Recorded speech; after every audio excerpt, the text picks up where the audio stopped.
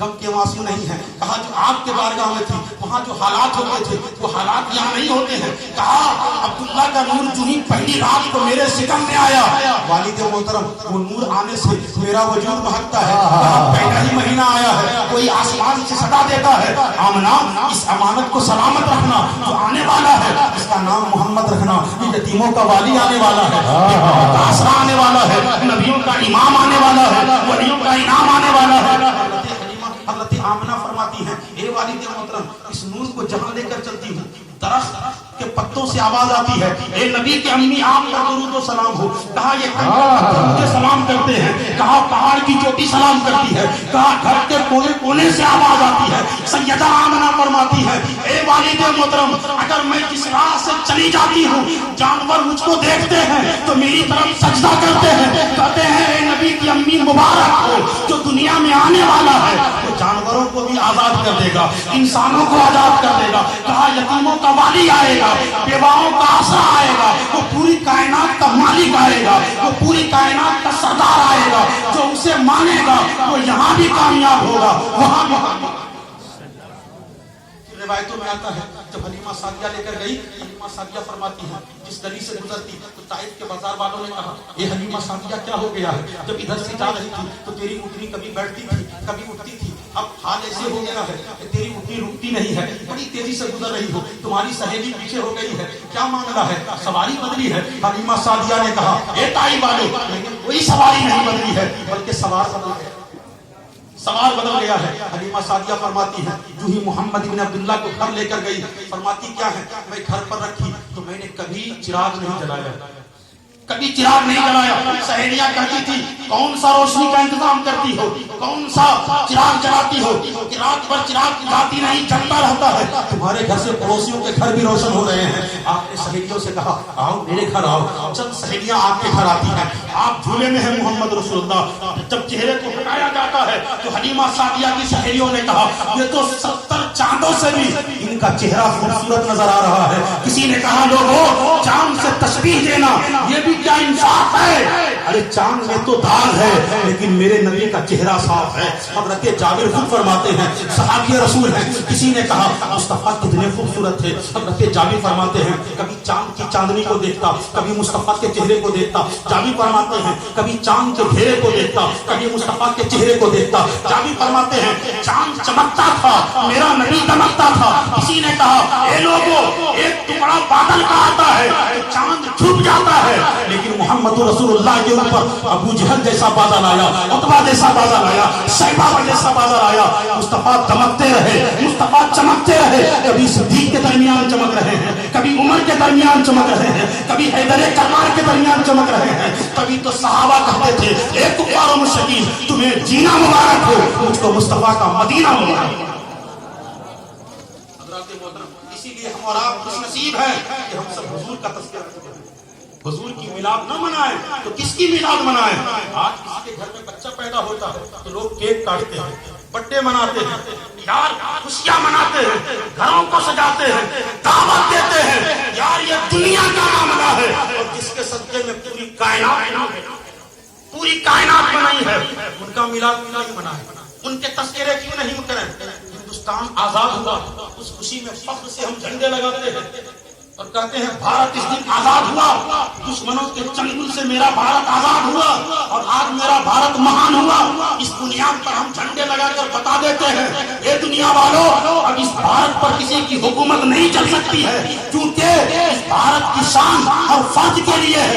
ہر کوئی گھروں میں جھنڈا لگائے جلوس نکالے اور بتا دے بھارت کا ایک بچہ بھی اس دیش کے لیے قربان ہو سکتا ہے لہو دے سکتا ہے لیکن اپنا دیش نہیں دے سکتا ہے. اپنی جانوں کو قربان کر سکتا ہے لیکن بھارت کی زمین نہیں دے سکتا ہے. اسی طرح بھارت آزاد ہوا تو ہر کوئی جھنڈا لگا کر فخر کرتا ہے. ایک ملک آزاد ہوا تو اتنی خوشی ہوتی ہے جلوس نکالتے ہیں. اسکول میں جلوس نکالا جا رہا ہے مدرسوں میں ترانے پڑھائے جاتے ہیں مدرسوں میں جھنڈے لگائے جاتے ہیں. یار ایک دیش آزاد ہوا ایک ملک آزاد ہوا ایک قوم کو آزادیت ملتی ہے تو اتنا ہی خوشی ہوتی ہے جس قوم کے لیے پوری قوم آزاد ہوا پوری دنیا کو بنایا گیا पूरी कौम को बसाया गया, जिसके सदक़े में जमीन और आसमान को बनाया गया। उनकी अजमत के लिए हम क्यों नहीं घरों में झंडे लगाएं, उनकी शान के लिए क्यों नहीं झंडे लगाएं, उनकी रिफत के लिए क्यों नहीं झंडे लगाएं? क्योंकि उनकी शान से बड़ा किसी का शान नहीं है, उनके मर्तबों से बड़ा किसी का मर्तबा नहीं है। या अपने घरों पर झंडे लगाकर बता दो कि झंडा लगाना किसी और की सुन्नत नहीं, रब की सुन्नत है। महबूब पैदा नहीं हुए, अल्लाह ने 3 झंडे दिए। जिब्राइल एक झंडा बैतुल मुक़द्दस पर गाड़ दो, एक झंडा मशरिक में दे दो, एक झंडा काबे की छत पर लगा दो, ताकि दुनिया वालों को पता चल जाए अब सारे झंडे नीचे रहेंगे, सिर्फ झंडा मोहम्मद रसूलुल्लाह का फहरेगा, सिर्फ मोहम्मद रसूलुल्लाह का नाम रहेगा, सिर्फ मोहम्मद रसूलुल्लाह का सिक्का चलेगा। तभी तो कहते हैं कैसे बहलाएंगे कब्र में फरिश्ते यार जब उनके आशिक को याद मदीना। इसलिए हमें और आपको चाहिए अपनी आने वाली नस्लों को ये बता दें कि जब तक जिंदा रहो हुजूर के नाम पर कुर्बान होते रहो।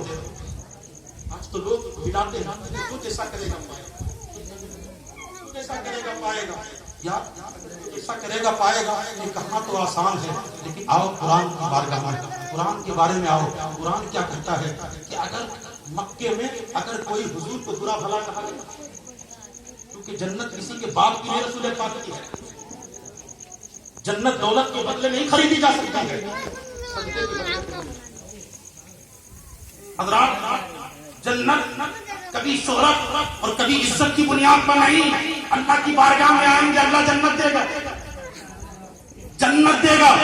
रिवायतों में आता है कि महबूब खुदा को गाली दी गई, मक्के में ताइफ की सरजमीन पर लहू लहान किया गया।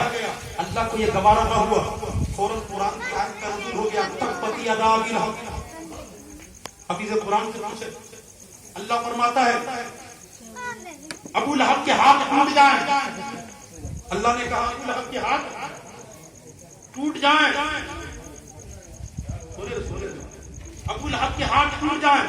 अगर कोई मुस्तफा को गाली देता है, बुरा भला कहता है, तो कुरान कहता है अल्लाह ने फौरन जिब्राइल को भेजा, कहा ए जिब्राइल जाके मेरे महबूब को कह दो अगर अबू जहल गाली देता है तो अबू जहल के हाथ टूट जाएंगे, तब्बत यदा अबी लहब, अबू लहब के हाथ टूट जाएं। और जब ये खबर अबू लहब की बीवी उम्मे जमील तक पहुंची तो वो गुस्से से लाल हो गई।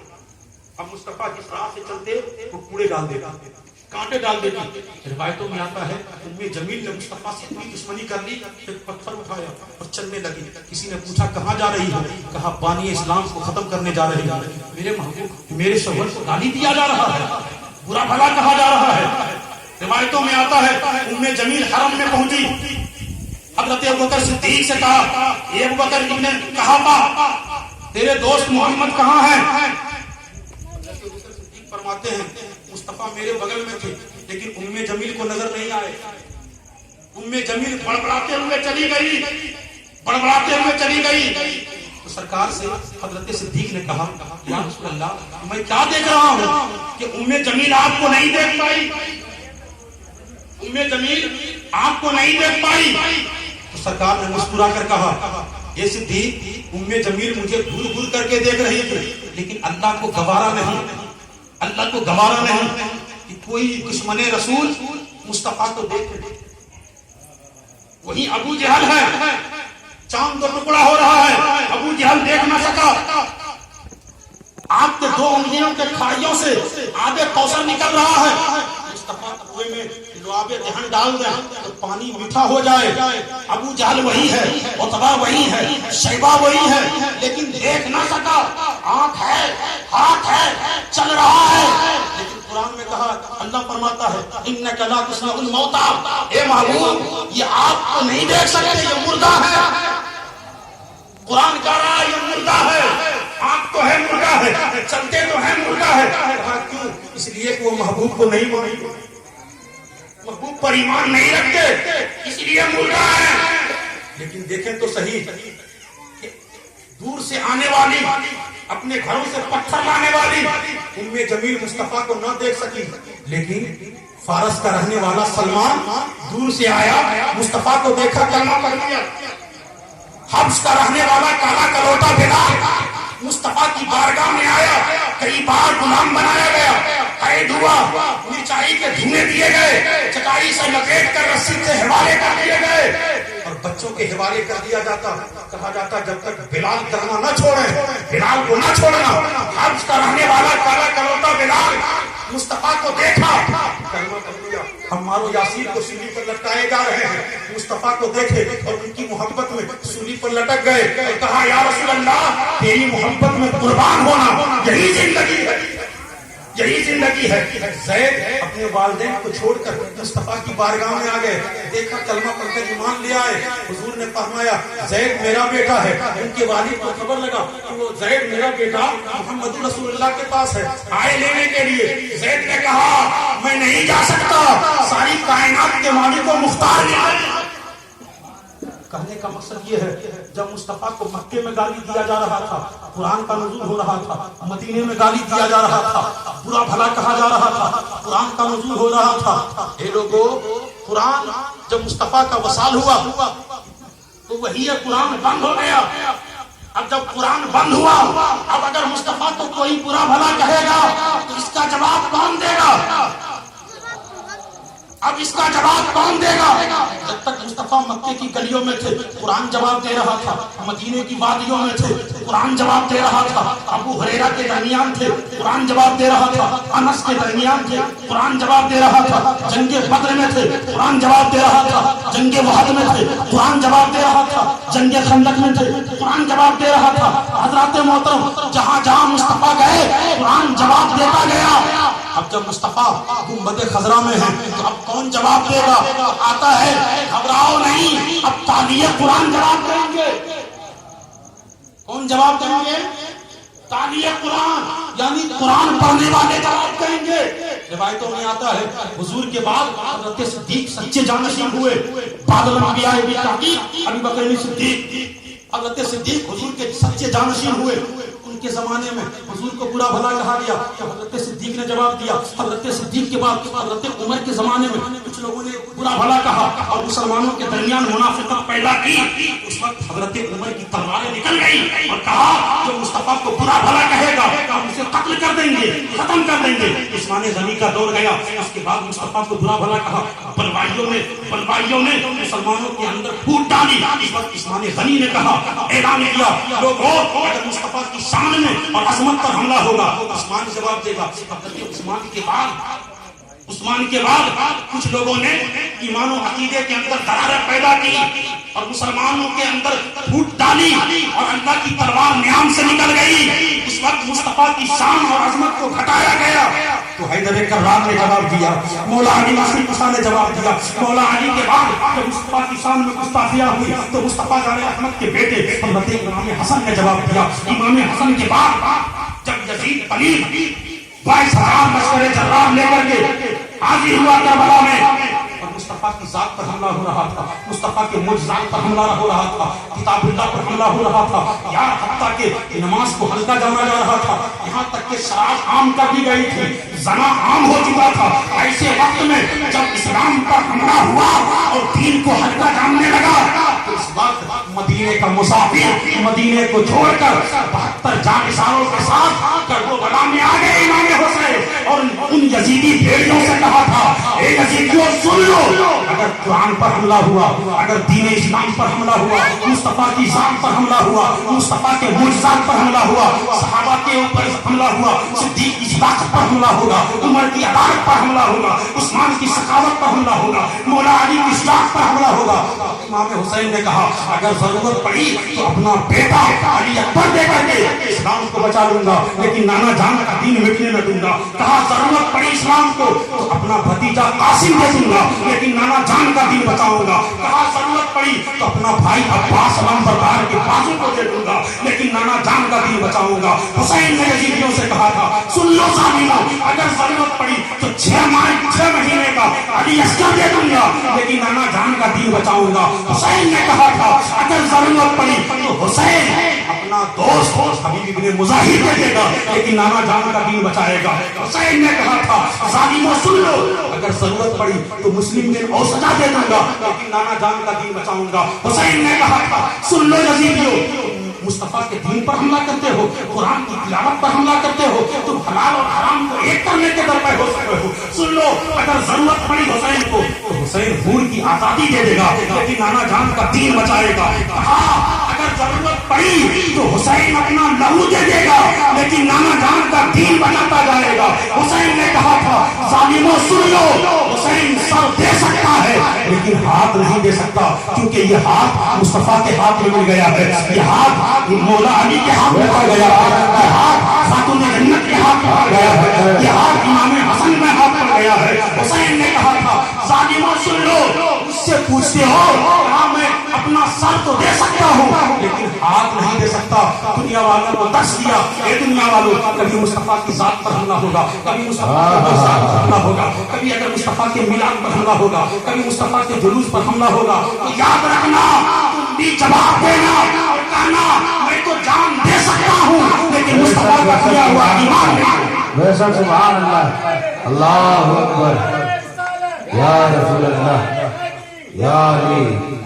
حضرت امام حسین کے بعد برا بھلا کہا گیا, عابد بیمار نے جواب دیا, عابد بیمار کے بعد حضرت امام باقر نے جواب دیا, امام باقر کے بعد حضرت امام جعفر صادق نے جواب دیا, امام جعفر صادق کے بعد جب کچھ لوگوں نے بغداد کی سرزمین پر جب علاقوں نے مسلمانوں کو کچل ڈالا اور 25,000 مسلمانوں کو قتل کر کے مینارہ بنایا گیا اور اس مینارہ کے اوپر شراب پیا گیا, اس وقت وہی مصطفیٰ کا بیٹا جسے غوث لاسانی قطب ربانی سیاح لامکانی شیخ عبد القادر جیلانی کہتے ہیں, انہوں نے جواب دیا. اور بھارت کی سرزمین پر جب غریب نواز کو بھگایا جا رہا تھا, مسلوں کو اٹھایا جا رہا تھا اور کہا جا رہا تھا کون عقیدہ لے کر آ گیا ہے, کون دین لے کر کے آیا ہے. 800 سال پہلے جب اسلام کی بنیاد غریب نواز نے اپنے ہاتھوں سے راجستھان میں ڈالنی چاہی اور مسجد بنانی چاہی تو لوگوں نے پانی بند کر دیا. آنا ساگر گواہ ہے, آنا ساگر گواہ ہے. حضرات لوگ گئے, کہا سب کو پانی ملے گا, مسلمانوں کو پانی نہیں ملے گا. بختیار کاکی نے کہا غریب نواز سب پانی پیئیں گے, چرند و پرند پانی پیئیں گے, ہر لوگ پانی پیئیں گے لیکن مسلمان پانی نہیں پیئیں گے. غریب نواز نے مسکرا کر کہا بیٹا یہ کربلا نہیں ہے جو مجھ پر پانی بند کرے گا, میں اس پر بند کر دوں گا. کہا جا آنا ساگر سے کہہ دے تجھے خواجہ بلا رہے ہیں, خواجہ بلا رہے ہیں. روایتوں میں آتا ہے پورا کا پورا آنا ساگر ایک پیالے میں سما گیا, ایک پیالے میں سما گیا. میں تو کہنا چاہتا ہوں اگر نبی کو سمجھنا ہو, اگر مصطفیٰ کو سمجھنا ہو تو پہلے ہندوستان میں غریب نواز کو سمجھو. جب ایک پیالے میں پورا آنا ساگر ڈال سکتے ہیں تو کیوں نہیں ایک چلو میں پوری امت کو بخشوا سکتے ہیں. جب ان کے گدا بھر دیتے ہیں شاہان زمانہ کی ہولی, ارے جب محتاج کا یہ عالم ہے تو مختار کا عالم کیا ہوگا. بختیار کاکی نے کہا مسجد کیسے بنے گی, کہا تیل بند کر دیا گیا ہے, کہا سب کو تیل ملے گی لیکن مسلمان کو نہیں. غریب نواز نے مسکرا کر کہا جو مجھے بند کرے گا میں اس کو بند کر دوں گا. کہا بیٹا روزانہ تیل ڈالتے تھے, آج اسی چراغ میں پانی ڈال دوں. اور دیکھا گیا غریب نواز کی کرامتوں سے جتنے بادشاہ کے محل میں چراغ جل رہے تھے سب کے تیل غریب نواز کے چراغ میں آ گئے. غریب نواز کے چراغ کا تیل, غریب نواز کے چراغ کا پانی بادشاہ کے چراغوں میں چلا گیا, سب کے چراغ بجھ گئے. لیکن مصطفیٰ کا بیٹا معین الدین حسن ثم اجمیری نے جب دین کی بنیاد بھارت کی سرزمین پر ڈالی, کہا اب ہمیشہ کے لیے قیامت تک کے لیے اب مصطفیٰ کا چراغ جلتا رہے گا, اب مصطفیٰ کا نام چلتا رہے گا, اب مصطفیٰ کے معجزات بیان ہوتے رہیں گے, اب مصطفیٰ جان رحمت کے میلاد پڑھے جائیں گے کیونکہ مصطفیٰ کا بیٹا اب یہاں دین کو روشن کر چکا ہے. روایتوں میں آتا ہے اپنی کرامتوں سے آپ نے 90 لاکھ ہندوؤں کو کلمہ پڑھایا. کتنوں کو پڑھایا؟ 90 لاکھ ہندوؤں کو کلمہ پڑھایا. اب سنیں تو صحیح, جب ایک غریب نواز جو مصطفیٰ کا بیٹا ہے, یار دنیا تو غوث پیدا کرتی ہے لیکن رسول اللہ کے گھر میں دنیا غوث پیدا کرتی ہے, رسول اللہ کے گھر میں غوث پیدا ہوتے ہیں. روایتوں میں آتا ہے کہ جب غریب نواز نے بنیاد ڈالی اور دنیا والوں کو بتا دیا اے دنیا والوں ہمیشہ مصطفیٰ کو مانتے رہنا, اس پر عمل کرتے رہنا, یہی میں کامیابی ہے. جس نے مصطفیٰ کو مانا وہ قبر میں بھی کامیاب ہوگا, حشر میں بھی کامیاب. ورنہ وہ چاہتے ہیں ہندوستان چھوڑ دیں. ہم کیا بھوت کے ڈر سے مکان چھوڑ دیں, کیا بھوت کے ڈر سے مکان چھوڑ دیں ہم. اب اس ہاتھوں کے آپ